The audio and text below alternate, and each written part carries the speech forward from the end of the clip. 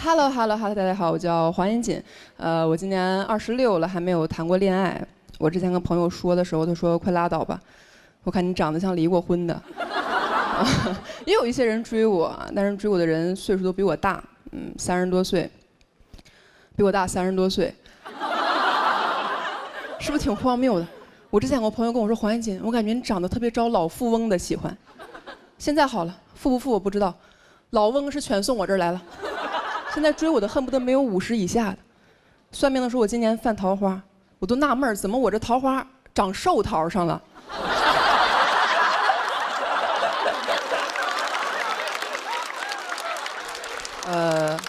最近有一个男生应该是对我有意思啊，比较年轻，52，我都觉得他有点幼稚。他是我的一个领导，他会半夜3点翻到我2年之前的一条朋友圈，给我点了个赞。我说老年人是较少哈。我是个很爱发朋友圈的人，我算了一下，2年来我发了2000来条朋友圈。半夜翻我2000条朋友圈，拿我朋友圈当读者看了。而且我是不知道你们朋友圈平时都会分享一些什么内容，我朋友圈分享的东西很简单，全是我对一些事儿的想法，我对一些事儿的观点。我发现这个老头大半夜不睡觉，翻了我2000多条观点，就赞同我1条。我都觉得他那条不是赞同，他在那留了个书签儿，说今天就读到这里吧。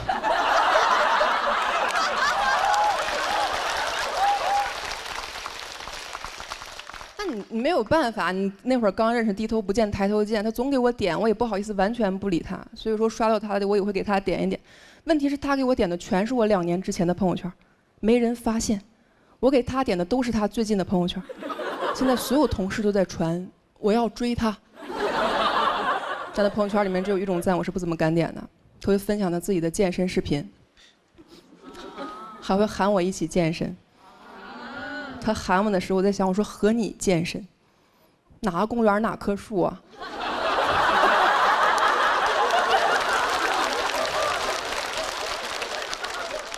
我有时候看他发那个视频，我也觉得挺搞笑的。我还想去跟同事聊，我说：“哎，你看他朋友圈发那个健身视频了吗？”我同事翻了一下，说：“没看见呀。”我说：“我也没看见。”他会对我的穿着打扮提出他自己的建议。有一天跟我说：“小黄，你平时这个妆化得太重了，男生不喜欢你这种类型，没有安全感，看不住。”看不住，什么人的择偶标准是能看住啊？别人想找个好看的，他想找个好看的。而且我说心里话，也没有必要看着我。按照岁数来说，我感觉他更容易走丢。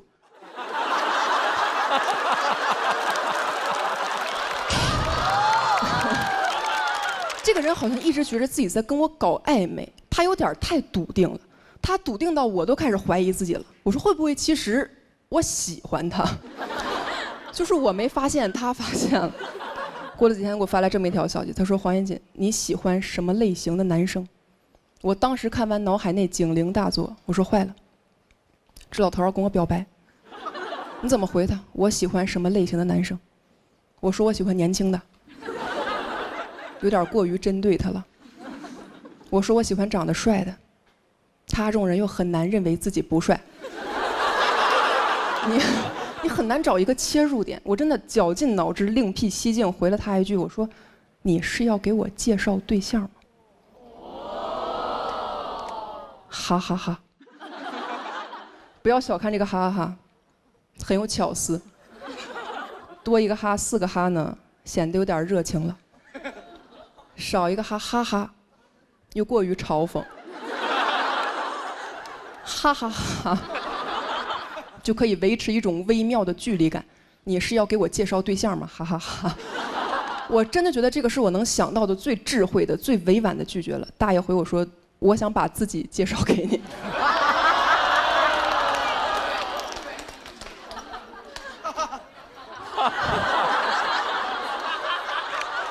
我回他176个哈，176个哈就能把他这句话顶到我看不见的地方。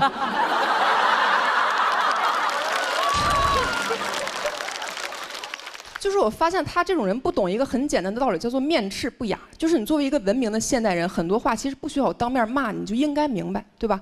你就感觉他在装糊涂，因为这个人平时在单位跟他的领导一点就通，怎么到我这一点言外之意都听不出来，只能听到自己想听的。我说你是要给我介绍对象吗？他只能听到你我对象。我后来真的是累了，我都开始希望他能正儿八经跟我表白，真的，我特别希望他能好好的跟我说我喜欢你，这样我就可以好好的跟他说，滚。我需要一个这样直接拒绝他的机会。终于有一天，他半夜给我打电话，他说：“喂，小黄，我喝多了。”我喝多了这句话大家都知道什么意思，就是我接下来要说的所有话呢，都很恶心。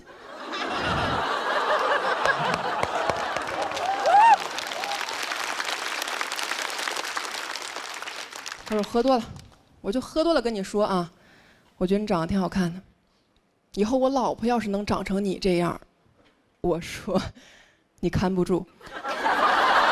讲到这儿吧，现在。Hello， 大家好，我叫黄妍锦。最近录节目一直在住酒店嘛，我觉得女生住酒店很麻烦，又担心很多隐私问题，我就很怕被偷拍。我也刷到过那种视频，教你怎么查酒店摄像头，是吧？教你查这个房间里有没有可疑的路由器，查镜子是单面镜还是双面镜，啊，电视也得查，还得看插座里有没有红点儿。我每次跟着查到一半就累得不行了，躺那个床上心想不管了，你乐意看哪儿就看哪儿吧。但是你哪怕跟着全都查了，你还是没有安全感，因为你不知道这种科技现在到底进展到什么程度了，对吧？为了知己知彼，我现在天天在网上搜如何在酒店安装摄像头。我现在一边查怎么防偷拍，一边查怎么偷拍，我都好奇那个大数据得怎么标记我，一个注重隐私的变态。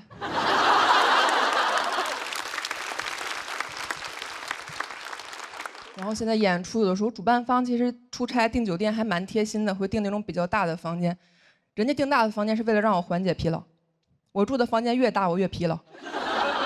豪华大床房插座实在是太多，我都想要那种小床房。有没有那种小房间？越小越好，光小还不行，最好也没电视、没镜子、没插座、没网、没电、没信号。监狱。但那也不是我该住的地方啊，这不是那些装摄像头的人该住的地方吗？所有办法我都试了，我现在真的是没招了。我现在住酒店，默认房间里就有摄像头。我现在住酒店，不敢卸妆。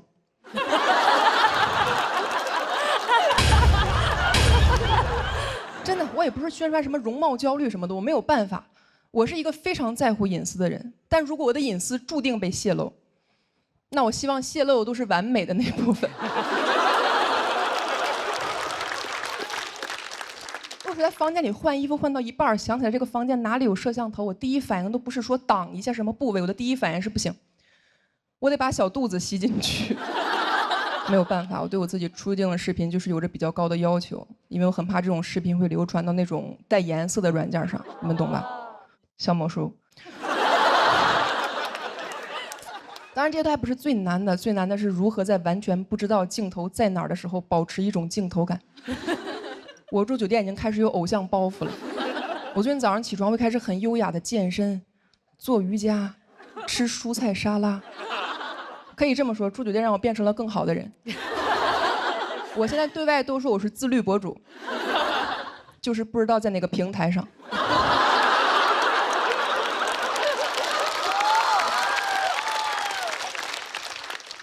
我还有男生朋友会说黄妍锦你太夸张了，那我们男生其实也会被拍，但也就没有你这么紧张。我说废话，你当然不紧张了，你在那个平台上会被快剪。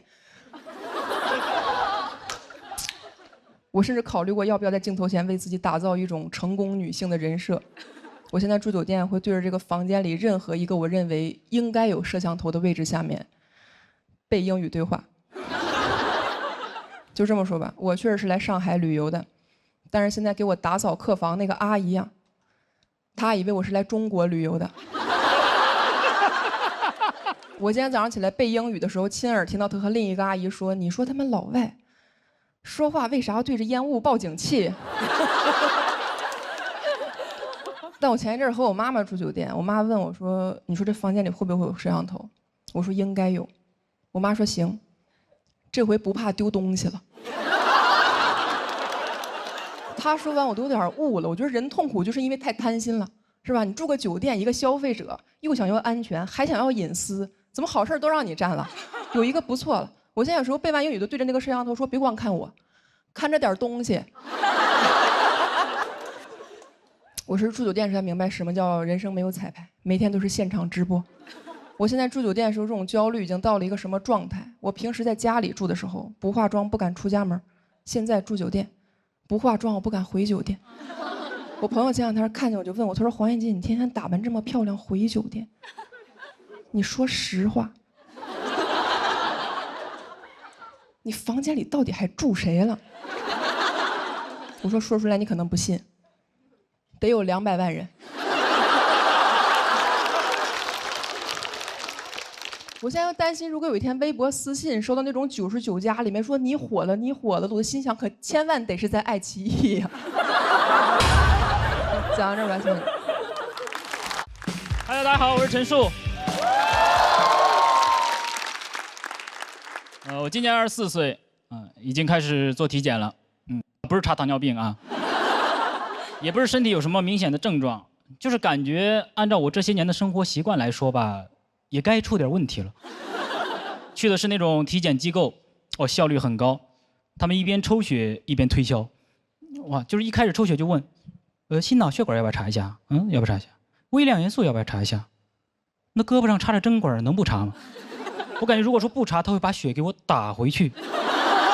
不查是吧？那抽多了，抽多了。有些医生还会故意的做出一些反应来引起你的焦虑，去查心脏彩超，医生拿个仪器在我身上划来划去，看着影像，突然来了一句：“唉。”我当时就一个想法，同意捐献。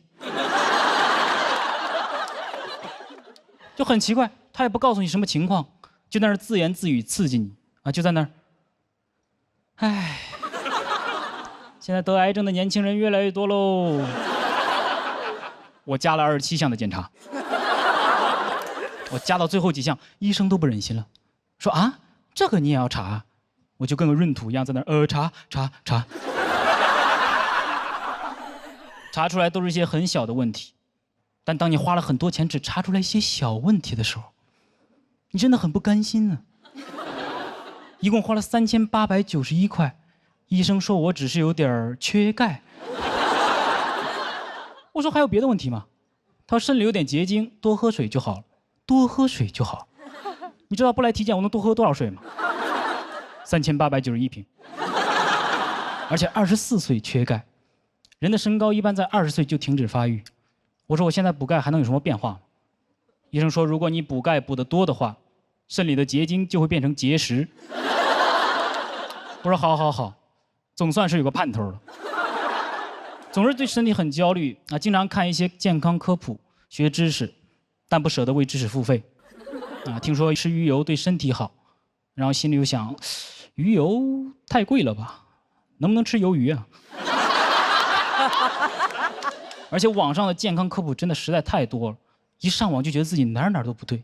什么不要久站会静脉曲张，那我坐一会儿；不要久坐会腰肌劳损，那我躺一会儿。不要久卧会肌肉萎缩。我现在问题就是知识太多。想健康怎么办？24小时后空翻。健康达人魂斗罗。我就是很容易相信健康科普，直到视频里开始打广告。我说那你前面讲的到底是不是真的？我觉得教我知识就不能卖我东西，你不能授人以鱼的同时又授人以鱼油。很难分辨，但等你意识到这是广告的时候，就已经晚了。有些科普它做得很吸引人你很难不点开。他从标题就开始挑衅你，你还不知道为什么烤肉会变成褐色吗？我说不知道因为没涂防晒。我一点开，因为羟基化合物和氨基化合物在高温作用下发生了美拉德反应。我说我知道了，曼德拉反应。科普就这样，你感觉学到了很多，其实完全没听懂。那知识就像一只蚊子一样，在我耳边嗡嗡转来转去，一拍脑袋，什么也没有。但科普也很贴心，他知道你听不懂，就会赶紧开始举例子。不仅是烤肉，茶叶也能经过烘焙产生美拉德反应，这就是统一春福焙茶。3重焙火工艺释放特色焙香。你看，等你意识到这是个广告的时候，就已经晚了吧？巧妙。平时也做过一些健康生活的努力啊，为了不熬夜，就想着读点书啊，容易困。下载了微信读书，放在手机桌面上最显眼的位置，然后把所有娱乐软件的图标都移除，想找到非常麻烦。就这样坚持了半年，我变成了一个很有耐心的人。我打开那个娱乐软件的步骤越繁琐，我玩的时间就越长。我说这好不容易来一趟，不得多住几天啊？我现在微博都刷不出新鲜事儿来了。微信读书的用户协议与隐私政策，我还没同意呢。我就觉得人只要不付出成本，就很难改变，啊，于是就斥巨资买了个新手机当主机用，然后把所有娱乐软件都从主机上下载到副机里，进行物理隔离。第二天，主机落在了出租车上，成本太高了。后来想锻炼身体，啊，就买了一个哑铃。哇，真的，有些事情你不坚持一下，你都不知道自己只能坚持一下。我当时看着哑铃，我说我应该还可以吧，我这血气方刚，正直少年，大手一挥，你的想象超乎你的能量。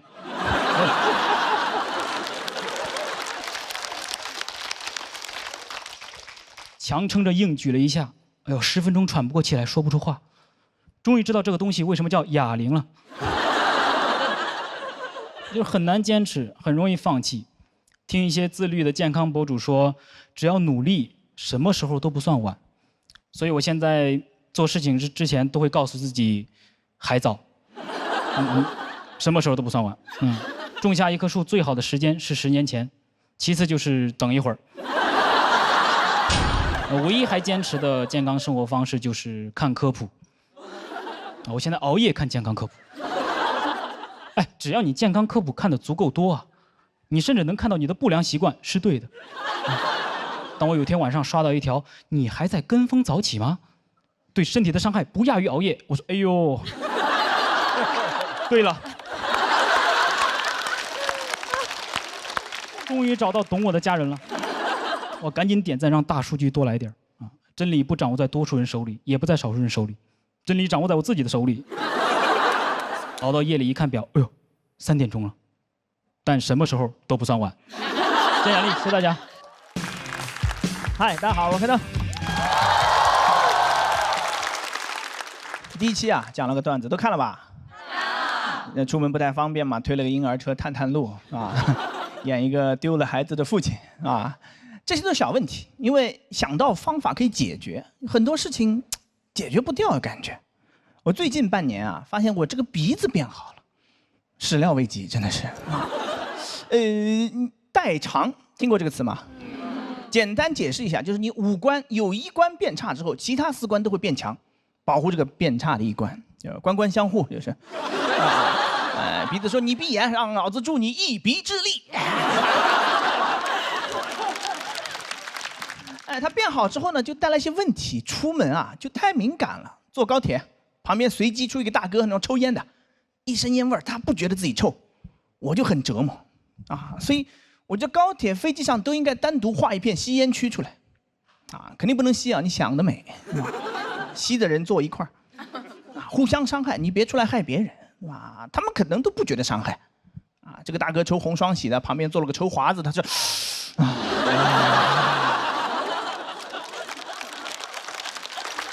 上流的味道。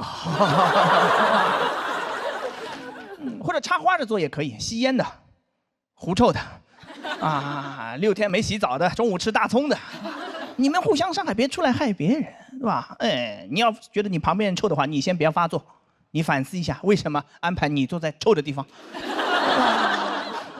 啊，这个事情就，怎么说呢？我不是对狐臭的朋友有意见啊，就他臭不死人，哇，真的是最讨厌是烟味儿。1是臭，2有毒，3它还粘人。你发现没有？粘在衣服上咋都去不掉。哎，在外面就找不到没有烟味的男厕所，那个小隔间真的神了。你只要进去再出来，再快都没用，一身烟味儿。博尔特来了也没用，出来一身烟熏妆他就出来了。这个原理就跟那个阳澄湖洗澡蟹是同一个原理。随便来个螃蟹，啪嗒往阳澄湖里一掉，1秒钟之后你捞出来，它一辈子就是阳澄湖大闸蟹。我过去3年啊，就上厕过1次，对吧？因为大多数时候女厕所还是很好认的，因为老要排队嘛，根本进不去，是吧？就唯一一次上到过没有味道的，在女厕所。完了，我讲乱了，我把底线讲出来了，假装没有发生过。唯一一次上在女厕所，不是故意进去的，真没认出来。女厕所的标志都太抽象了，你们发现没有？越贵的商场越跟你玩抽象，哇，显得他们花钱了设计了啊。那个这么一比就是个女厕所了。你要这么一比的话，你都多余花这个钱，你找那个德伦草书过来给你画一下也是一样的。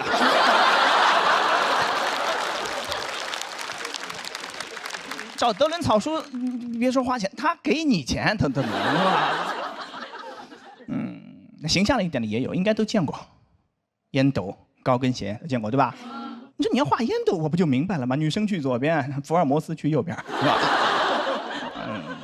然后就上错过1次，但那次一进去我就知道错了，因为我刚把那个小隔间门一关上，就听见2个高跟鞋走进来了。说完了，福尔摩斯来都解释不清楚了，现在不能发出声音了，就思考一个问题：怎么能活着走出去？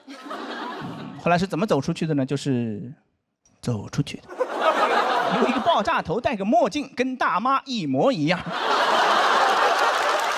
走出去就可以了。这就是大多数人生困局的解法。怎么走出去？你走出去就好了呀，对不对？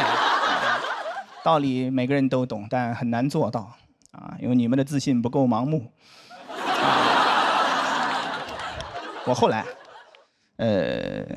找到了一个好地方，母婴室，也是误入那天见了鬼了，男厕所也排队，千年等一回算是我等不及了，我有点拉肚子，我灵机一动，我说我去无障碍厕所，没毛病吧，对吧？进去门一关，一回头，就一个桌子，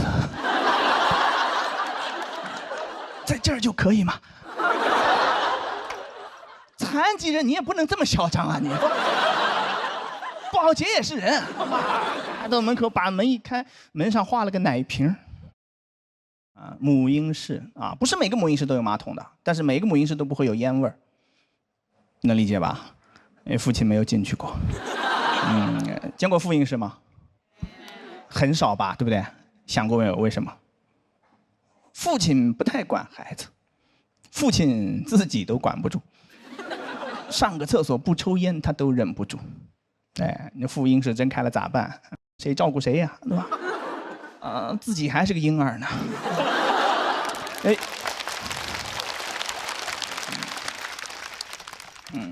你一鼓掌我就忘词了，你说咋办？节奏挺好的，本来。自己还是个婴儿呢。好，父亲自己还是个婴儿。我问过很多朋友，为什么上厕所要抽烟，对不对？你怎么吸得进去的呢？那里面味道这么复杂，我都恨不得那几分钟没有呼吸了。你怎么做到在里面享受？我说你要这么吸的话，是不是嫌烟太淡了呀？混着抽劲儿大，是不是？对吧？他们给了我一个答案，一模一样。他们说这么多年已经形成条件反射，这2个动作已经死死的捆绑在一块儿了。要是不吸一点的话，完全出不来。我说是通的吗？难道你听多么荒谬！条件反射，那你在外面吸的时候咋办呢？难怪餐厅都禁烟呢，我心想，是吧？母婴室其实也只去过1次，走错过，因为那次真的巨尴尬，我后来就无比注意，因为那次一出来发现是母婴室，我赶紧回头走吧，走不掉了。一个妈妈抱着孩子正要往里进呢，一看到我俩都尬住了。幸亏我脑子快，我一句话耗尽了我一生的智慧，但是化解了尴尬。我说我儿子呢？我儿子去哪儿了？我就出去接了个电话嘛，谁给我儿子抱走了？啊，再说你把我儿子抱走了，你婴儿车留给我还有什么用呢？是吧？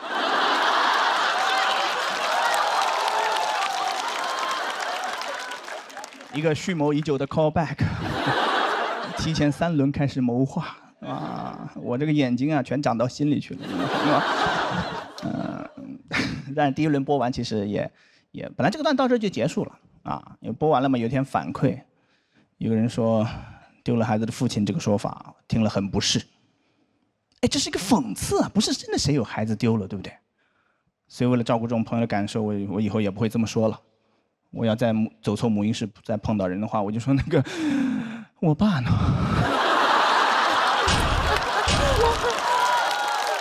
我爸去哪儿了呀？说好了接完电话就回来抱我，一个电话接了18年了，肯定有躲哪儿抽烟去了。现在我婴儿车自己都能推了。谢谢大家，我讲到这，谢谢大家。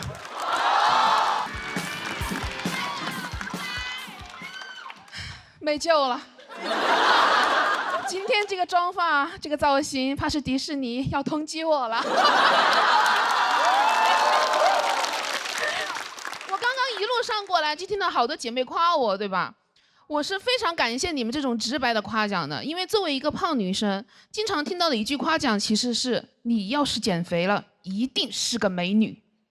我以前觉得啊，用你说，就是我以前也觉得得等我瘦了，我才能当美女。但我后来想，我等不了了，我现在就要当美女。先当美女的人，先当美女。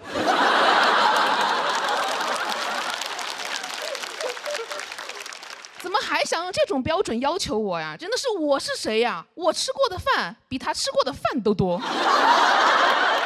但我也知道啊，在这个大环境下面呢，女生不被影响其实是很难的。我经常刷小某书，看到有女生发自己的自拍照，然后让大家给她打分的。我想这都什么年代了？每次看到我都觉得很心疼。有次我说姐妹，你不需要别人的评价，我们可以先欣赏自己。她说你3分。好，现在知道什么年代了？东汉末年。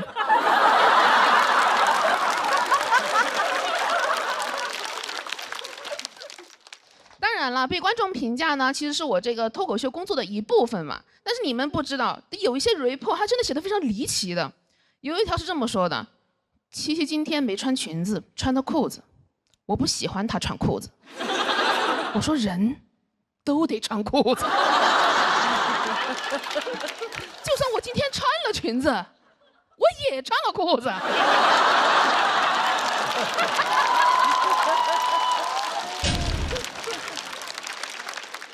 还有说我穿的太成熟了，不少女的。我快30了，我是个妇女。我真的不知道为什么有人一直在期待女人是少女的单纯懵懂的样子。你们知道《一路繁花》吧？我之前看的时候啊，我看到有个人说好讨厌这几个姐姐啊，心机太重了。我说她们都60、70了，也该懂一点人情世故啊。而且我是那种很喜欢向姐姐请教人生经验的人，我不能接受有一天我去问姐姐，我的人生好痛苦，我找不到出路，应该怎么办？姐姐说啊，不知道啊。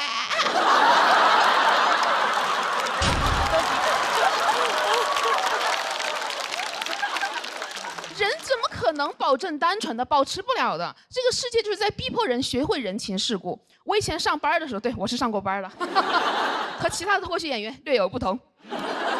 我当时去面试一个电影公司啊，那个面试官是一个中年男人，他是一个制片人。我当时的梦想就是当一个制片人，当时跟他相谈甚欢，我想权力我来了。结果他问我：“你现在有男朋友吗？”我想啊，爱上我了。我说我不接受办公室恋情。他说我是怕你以后结婚啊会影响工作。我一听特别着急，赶紧说你放心，我连恋爱都不谈。但进了公司1个月之后啊，就是也没有进入权力的漩涡，因为我每天都在办公室里贴发票。我找了那个面试我的制片人，想争取一下去剧组给他当制片人助理嘛。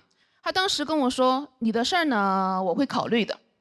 这样，待会儿呢，我要去跟人吃个饭，你可以吗？”我说：“吃饭，擅长。”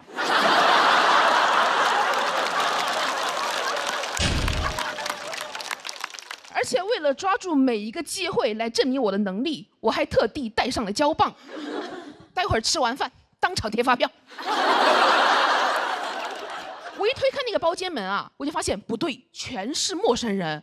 我一坐下，那个制片人就让我喝酒。我当时太年轻了，没有意识到这是一个饭局。我说我不喝酒，我要喝椰汁。制片人当时是有点不高兴的，他说：“你只喝椰汁啊？”我说：“好吧，其实我私底下可乐奶茶都来的。”中途他把那个空酒杯往我面前一推，想让我倒酒。我当时又没读懂，我说：“咋啦？你也要喝椰汁啊？”他就再也没有理我了。第二天呢，他把我叫到办公室说：“你呀，不适合剧组。昨天一点也没给我长脸。”我不想给他长脸，我想给他长嘴。但我当时说的是我可以学。他说：“算了，你这个情商啊，没点阅历啊，练不出来的。”我想什么意思啊？我没阅历，说我情商低，人家姐姐有阅历，你说她心机重，怎么跟密室逃脱一样，找不到出路啊？就好像我当时只给了我2个选择，要么我做一个拥有权利但不受欢迎的坏女人，要么我做一个单纯懵懂但很会贴发票的服务员。然后因为不会服务，被饿死。你们也能看出来，我很容易被饿死。我想改变规则，我想喝椰汁。等我有权利的时候，单开一桌，可乐奶茶都有，每个人想喝哪个喝哪个。我们以后就喝这个了。谢谢大家。Hello， 大家好，我是杨蒙恩啊。那个，我之前是个，我刚刚表演了个忘词儿，好是吧？没有，因为前面刚连的忘词儿，然后在我后面后台的时候我特别的紧张，然后我说与其传染，我不如先得吧，我说是。其实这样，今天聊一下我之前的一些生活。我之前是跳街舞的，有人看不出来是吗？你这样能看出来了吗？是吧？来一个，这是现在我最高水平了，不好意思。其实这样，我很早，我是08年，我上高中的时候去跳街舞了。08年跳街舞是个非常前卫的事情。08年，王一博甚至都不是练习生呢，王一博就是个小学生。而且那时候全内蒙更没有几个人知道街舞是什么。那时候有几个年轻人在我们那公园那空地里面跳舞、翻跟头，然后各种转，围了一圈大爷大妈在那儿看，根本不知道他们在干什么。后来越传越邪乎，说公园里面耍猴的没带猴，能自己练。我就在那种情况下去跳的街舞，然后我们包头唯一一个街舞团叫精武门。非常的中二，就他虽然已经把那个武术的武改成了舞蹈的舞，但是我还是无法接受精武门里面跳爵士。我啪一走进精武门，所有人就在这儿，然后老师一边跳一边教说：“想象你们再开一台车。”我说：“你开什么？”我说：“你开什么车让你这么开？你坐方向盘上了吧？”你说：“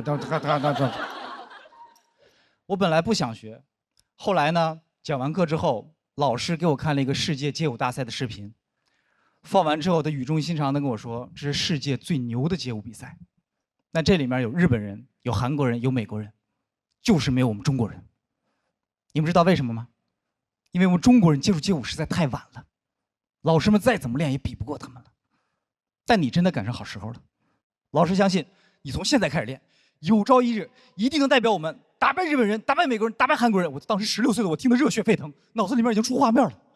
在一群外国高手的围攻之下，我一个托马斯全旋720转体完美落地，全场起立沸腾。主持人都激动地问我：“你叫什么名字？”我说：“我叫中国人。”这个时候，老师问说：“现在你知道你为什么要跳街舞了吗？”我说：“为国争光。”他说：“没错，这边交钱。”是吧？我发现我们真的很爱打外国人，真的。如果一个综艺干不下去的话，我们就找几个外国明星过来唱歌比赛，然后赢他们，是吧？我跟你说，我当时学街舞那个心情，就是那英那年那个表情包，就是我要洋人死。结果过2天舞团请来了一个外国的麦克老师，给我们上大师班，我又交了3000。我最后临走之前，我终于鼓起勇气，我跟他说了一句英文，我说 I will defeat you in your country。麦克老师也回了我一句中文，他说，其实我是中国人。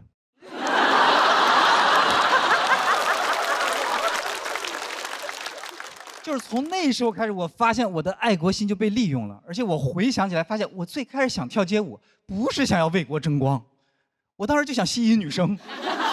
但是我太幼稚了，我发现跳街舞其实根本不能吸引女生。那时候上高中，没有几个女孩喜欢跳街舞的。你们想象一下，如果你男朋友是跳街舞的，你怎么跟别人介绍他？啊，别人一说啊，我男朋友学习好，年级前3，我男朋友体育生，校100米记录，到你了，我男朋友能用脑袋在地上转10圈，你男朋友只腌陀螺吧，那么厉害转。我当时就是那个陀螺，我练头转练得非常厉害，他们甚至还给我起了个绰号，叫我钻地龙。我觉得不够酷，还起了个英文名叫钻地 dragon， 钻地 dragon 就是拼音钻地 dragon。然后我本来还觉得挺酷的，后来直到有一回我去外地参加那个街舞比赛，他那个比赛是他介绍选手上场的时候，他是把你来自哪里和你的外号连的一起介绍出来。我刚说我家乡是包头市，我当时下面已经很唏嘘了，我说包头钻地龙，我这听起来是不是有点愚蠢呀？结果我没想到那个 DJ 比我想象中还要愚蠢。他操的时尚又浑厚的口音开始介绍我说：“哦，接下来这位选手是包着头的钻地龙。”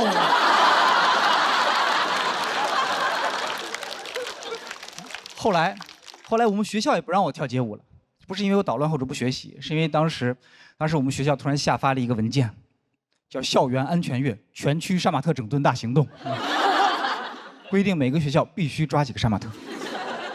但我们学校没有杀马特，教导主任就说。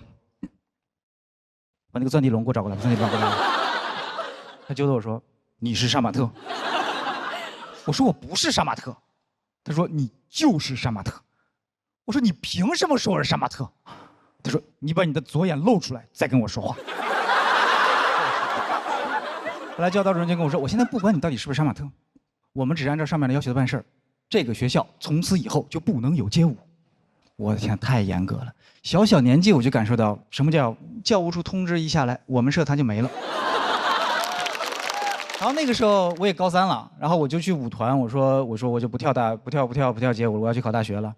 然后我离开街舞团那天，当时跟我一起跳街舞那些孩子们都非常的难过，然后他们含着泪问我说：“杨蒙恩，你真的不跳街舞了吗？你不跳街舞了，那中国街舞怎么办？”我说这么重要吗？我说我对中国街舞这么重要吗？中国街舞不能等我2年吗？还是怎么着？中国街舞也不招本科啊？就算以后街舞跳再厉害，满天飞各种转，一小心啪，学位证掉地上了，中国街舞界一片唏嘘。哎呀，这个大学生呀，这是。中国街舞到现在都不知道他失去了我这个本科生。但中国街舞现在有很多世界冠军，所以我想说，爱国不是你一定要赢谁，就是我们只要做自己真正热爱的事儿，就可以为国争光。谢谢大家，我是杨蒙恩。Hello， 大家好，我是刘洋。现在也可以跟大家说了，然后今年呢也是同时参加2个节目，喜人还有这个喜单2个节目一块儿参加。去年也是参加这俩节目，有的时候你连续跨年去了，这舞台有毛病，这舞台。我该不会一会儿也要去学导演了吧？你知道，你连续2年跨平台参加2个节目，你就会有一种，你好像在肩负2个平台和谐共处的使命的感觉。我现在都不是刘洋教主，我是文成公主。最近有一点公主病啦，最近。因为我的膝盖有问题，我的膝盖是这样，就是这个髌骨这个部位啊，它是能移动出来一截，就是它能移动。这个还好，这个还好，没想过去治，因为有的时候走路的时候能帮我看看后面来没来车啊，这个。但是最近不一样，最近它开始响了，就你只要一弯腿，它就嘎巴嘎巴的响。我说这得去医院看一看。我有个朋友给我推荐了一个专家号，特需专家，500块钱。各位，我在想，一个号如果贵到500块钱，你最好给我说出一个我没听过的病。你要说就是老了，我可不走了。然后那个专家果然名不虚传，我到了他那儿才知道，原来我这个髌骨外移的症状对应的病叫做髌骨外移。然后这个专家说，你现在这个情况最好立即做手术。我说太好了，你们医院做这个手术最好的人在哪儿？他说就站在你面前。我说那快来到我身边，我的膝盖都为你鼓掌了，我现在。然后这个专家跑过来给我检查我的膝盖，他一蹲下来，我一点没骗各位，他膝盖比我的还响。我说快请起吧，这这特需专家是哪个需啊？这是，您就给我推荐个一般需的专家就可以了。然后他给我解释了为什么他膝盖会响，以及我为什么必须找他做手术，我一句都没听清，因为他膝盖太响了。我们俩都不能同时在屋里面走路，别人说哎里面在打快板，里边有天津人。然后同时他说你还可以选康复训练，康复训练是这样的，就是放松大腿外侧的肌肉，把你的膝盖推回去。我当时就选了这个，我说这个多完美啊！虽然保守，但不疼啊。选错了，一到康复科就觉得不对呀，这个地儿那都不像一个病房，那就像一个满清10大酷刑的主题乐园。哪有床啊？那都是各个刑具啊，放在那儿。有个老大爷正在那儿玩车裂这个项目，4个人抓着他在那儿。我说我是没来过康复科，这边都是先弄坏了再康复嘛，这。然后那个康复科的医生过来，他先用筋膜刀给我放松大腿。各位，你知道筋膜刀吗？筋膜刀就是用你的筋磨刀。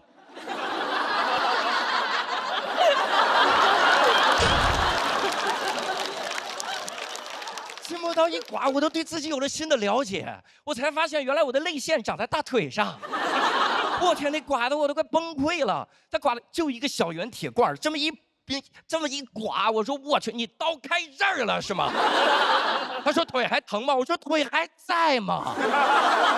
他说当然在了，这不给您装包里了吗？走的时候，听到没有？然后那个东西给我刮了几下之后，真的很有效果，没有那么疼了。他说不疼了吧？我说太好了，您果然厉害，一点也不疼了。他说那我们正式开始了哦。正式开始是他拿手肘摁，我当时想手肘还能比筋膜刀更疼吗？他一摁，我说我去，大哥这是手刀啊，这是，不是康复科的康复，什么 Chinese 康复啊？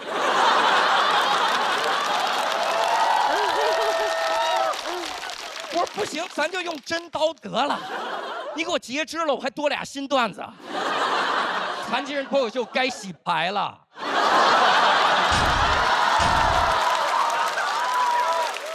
给我摁那第一下，我都不是疼，我是直接看见我姥姥了。然后再摁，我就看到我其他的祖先，我太姥姥刘备、刘邦什么的。刘邦说：“大风起兮云飞扬，再这么下去得摁死我们小刘洋。”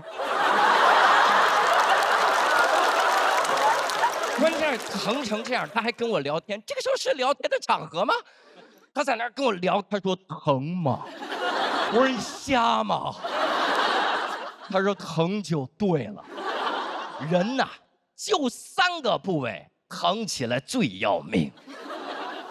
第一，3叉神经痛，疼的时候面部拉扯，头痛欲裂呀，男人呐。第二，带状疱疹，俗称缠腰龙，一滴汗下去针刺一般呐，男人呐。这第3呐，就要数那肾结石了。我说这和我的腿有屁关系啊！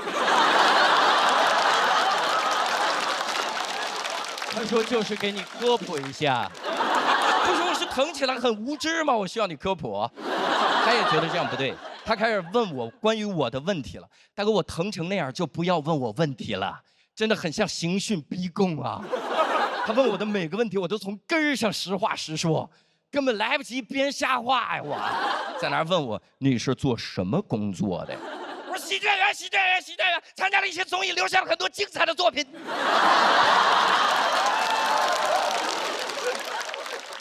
哦，那你是一直干这个吗？不是，以前是新东方老师，现在已经从良了，还孩子一个快乐的周末啊。那你们平时是不是都挺幽默的呀？我说很幽默，很幽默，经常一句话就把别人逗笑了。真的，吹牛了，吹牛了，吹牛了！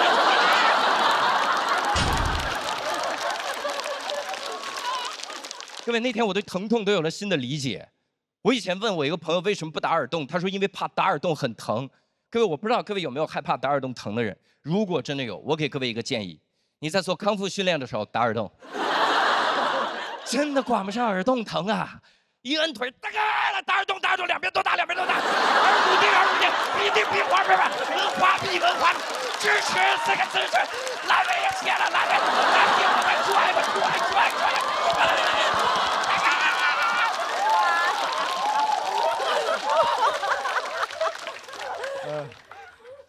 关键是康复训练都疼成这样了，能想象我平时膝盖有多疼吗？一点儿也不疼，一点儿也不疼，它只是响而已，它只是一个很吵的膝盖，再吵能有我段子吵吗？那天我整个人生都开悟了，各位，我突然想明白一个事儿：如果你的人生中有一些小问题一直没解决，你就不要去解决，你就把它放那儿吧。因为有的时候解决它付出的代价更大，就像我现在，我每周花1天时间做康复训练，剩下6天从康复训练中康复。谢谢大家，我是梁教授，谢谢大家。